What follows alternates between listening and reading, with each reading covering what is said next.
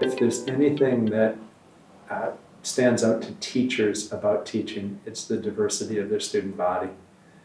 The range of abilities, and when I first started teaching 6-year-olds, in fact, one of the reasons I moved down the grades is like trying to get ahead of it, trying to get to, when there wouldn't be all that diversity, and what you would find is it was just as profound if you were dealing with 6-year-olds as if you were dealing with 12-year-olds, that there's so much difference in kids, and for all kinds of reasons, and natural learning ability, ethnicity, religion, language, region.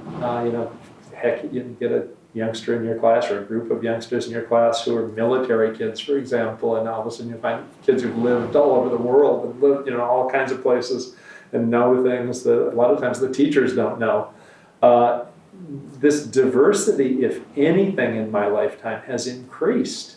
When I first became a teacher, there certainly was immigration and there were second language learners, but when I was director of reading of the Chicago Public Schools, which is pretty much in the middle of the country, it was more than a quarter of our kids were second language learners, and representing something like 140 different languages. And that, as I say, is in the middle of the country. Go to the coasts where where you get so much of the initial immigration, and it's even higher in a place like California or Texas or Florida. Of course, it makes sense that it would be.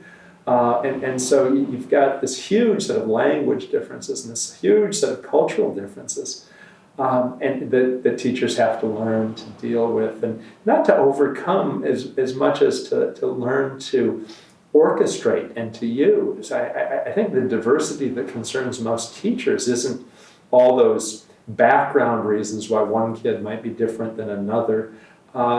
It's the fact that some kids aren't achieving as well as others, and so that notion of how do I take away that diversity? How do I support, scaffold, explain, help, teach in a way that allows me to start moving everybody, but closing the gap simultaneously? And that's I think that's on most teachers' minds.